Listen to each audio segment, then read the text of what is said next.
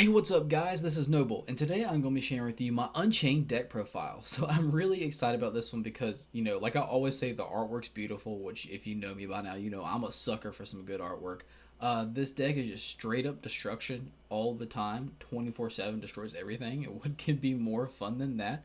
It's budget-ish. Abominations Prison is sitting at about, 18 a piece, I think, and Unchained Abomination, and then I think maybe another one was a little bit expensive. It has dropped. It was like about 150-ish to build the deck. It's not that expensive anymore. So ignore my kid Band-Aid. It's the only thing I had at the time. Please don't judge. Or you can judge, honestly. I don't care.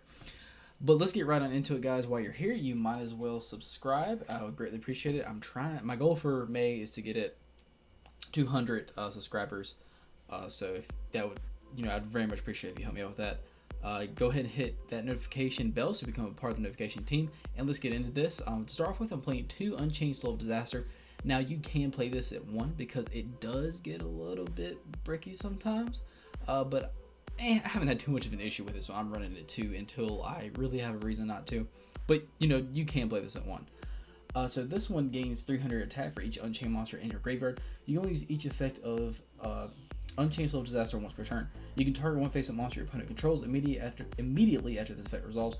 Link summon one dark link monster using only this card you control and that opponent's monster as material.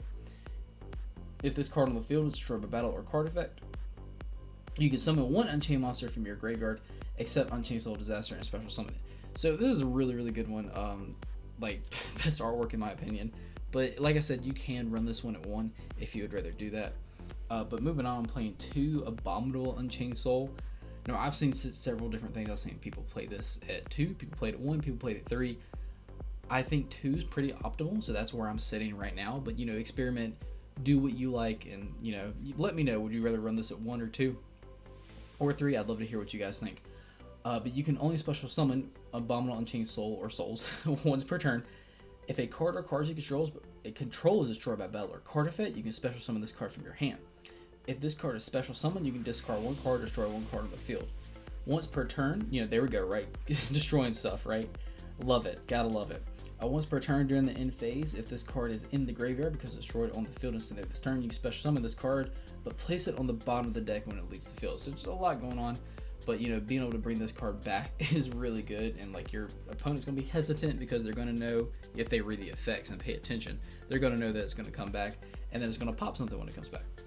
I'm playing 3 Unchained Twins. I don't know how to say it. Rakia. I don't know. It has a quick effect. I cannot pronounce anything.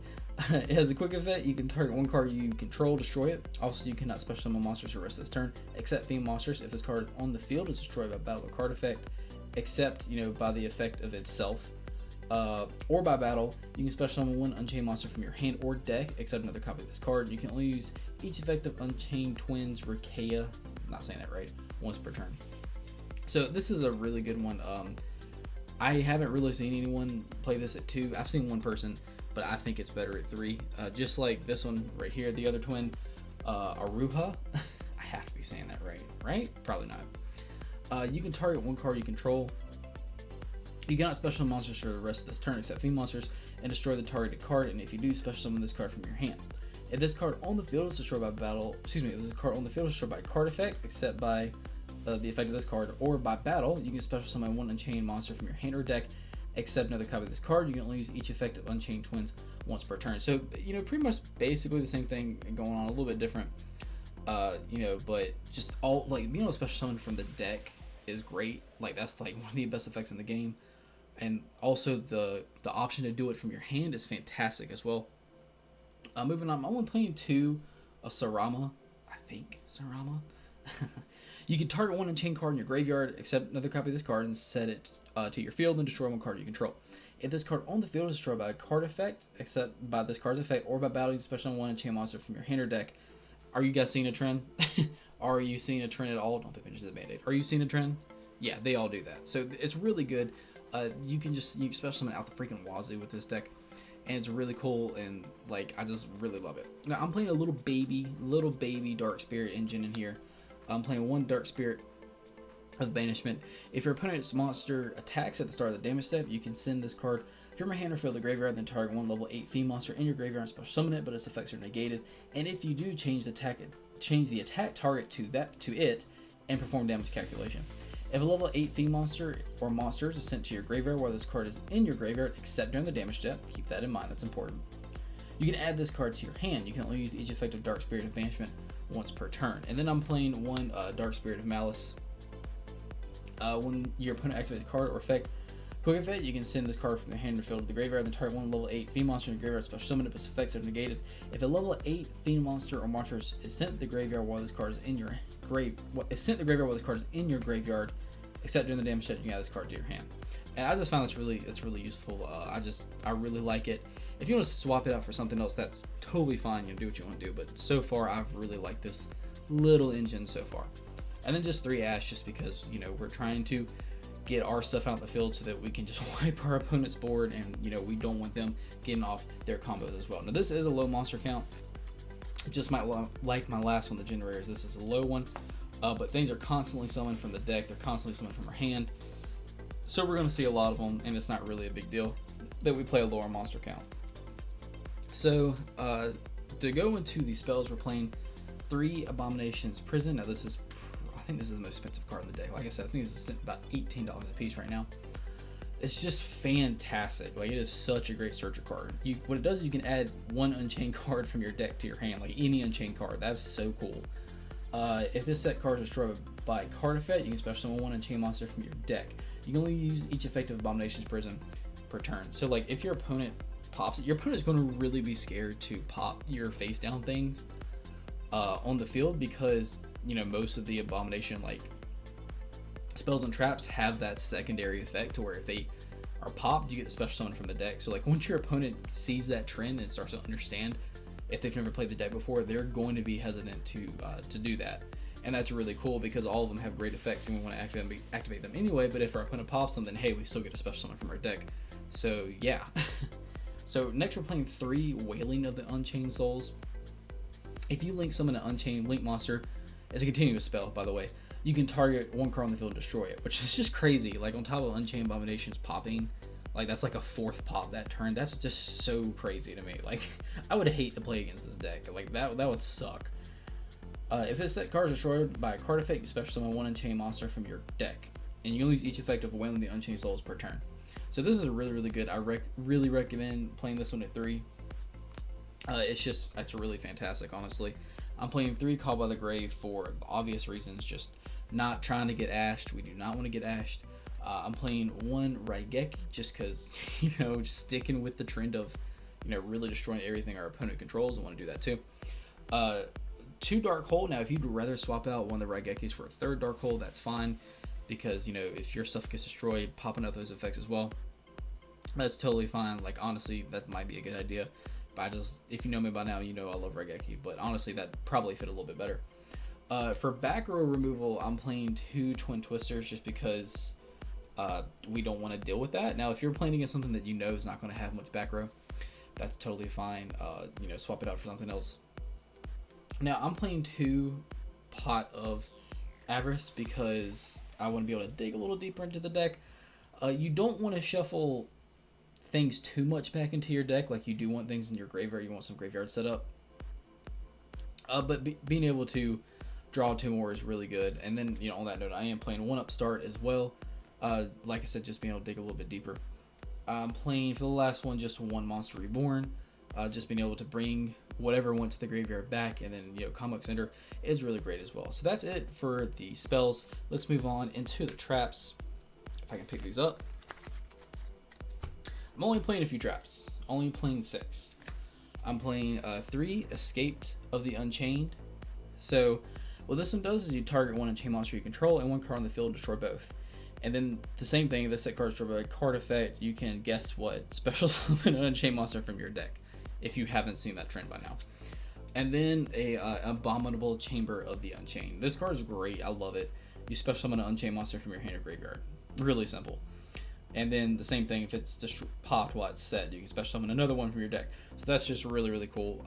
I just really love it. I really do recommend playing them 3. If you wanted to drop one of each and then play like a strike, a solemn strike or something like that, or into permanents, that's fine, but I want to stick to the theme as much as I possibly could, so I'm running 3 of both.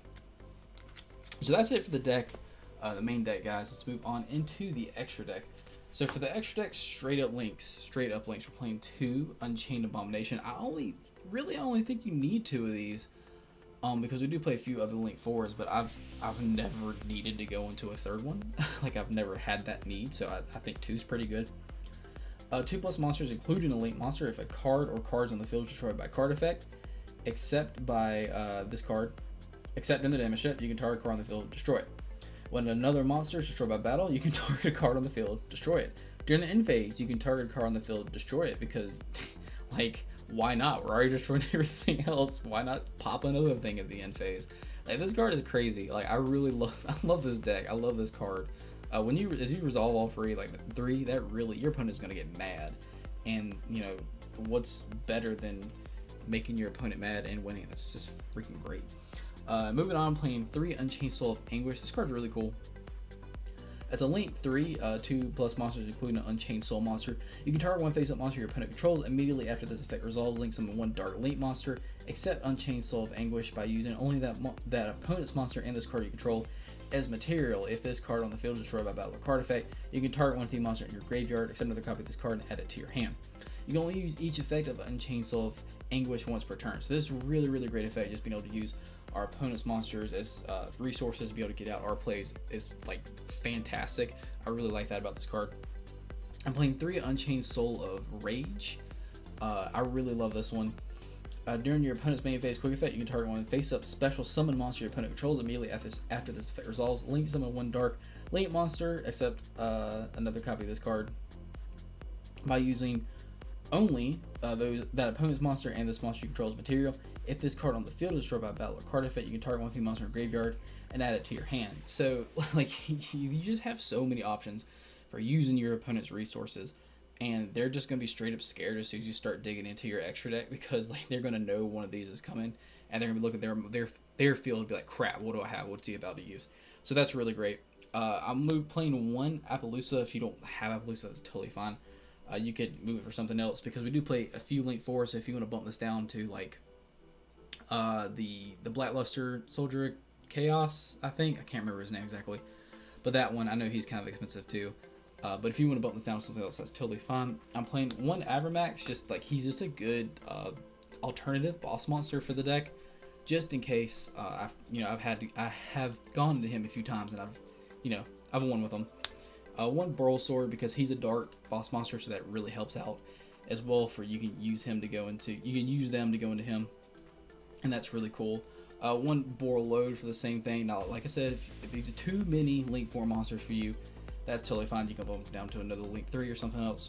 And then just the Nightmare Trio with Nightmare Unicorn, Phoenix, and Cerberus. Cerberus is really good, just because it pops, and we don't have too much popping. Just kidding, we have a ton of popping, but we need more popping, because why not? But that's it for the deck, guys. I really hope you enjoyed it. If you haven't had a chance to pick this up, like I said, it has gotten cheaper. I would definitely recommend you doing that. It's just a lot of fun to play. Like it's fairly budget now, and like resolving this guy is just so much fun. Popping so many cards on your opponent's field in one turn, it's just great. But that's it, guys. Let me know what you think. Let me know if you've played against this deck, how you've combated it, if you had fun playing against it. I'm sure if you were playing against it, you didn't. But let me know what you guys think, and I will see everyone else in the next video.